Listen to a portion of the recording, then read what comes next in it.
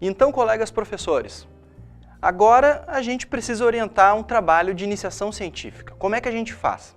O ponto de partida é a gente pensar sobre opinião. Por quê? Porque a gente pensa em iniciação científica, a gente tem que explicar o que é ciência. Para explicar o que é ciência, a gente tem que falar sobre evidência. E para falar sobre evidência, o melhor modo é falar sobre opinião. Então, o que é opinião? A gente costuma dizer que opinião não se discute, assim como gosto não se discute. Cada um tem a sua opinião. Isso é uma saída para problemas de tolerância e intolerância. Então, quando alguém diz assim, eu acho uma coisa, e o outro diz, eu acho outra coisa, cada um tem sua opinião. Então a gente consegue conviver bem uns com os outros e parece que isso é uma coisa boa, né? A gente aceitar a opinião do outro. Parece que isso abre espaço para uma tolerância. Mas existe, na verdade, um problema. O problema é que várias vezes as opiniões elas não são compatíveis. E tem algumas opiniões que podem ser realmente absurdas, né? Algumas podem ser muito absurdas. Por exemplo, vem alguém e diz, tu é chinês, pô, não sou chinês. e a pessoa vai dizer, mas essa é minha opinião.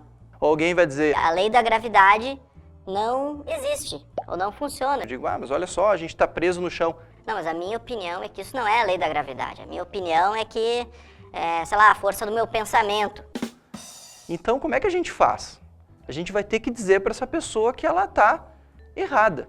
É claro que aqui a gente tem questões muito simples sobre coisas óbvias, mas vamos pensar no problema, por exemplo, do racismo.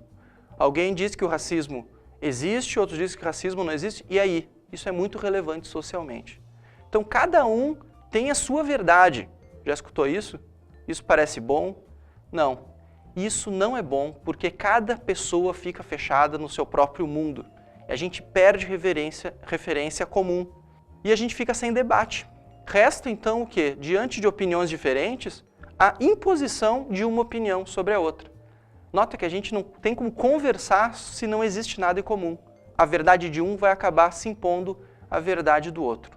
Então dizer que cada um tem sua opinião não resolve e até pode levar à violência. Então, o que a iniciação científica ela vai fazer?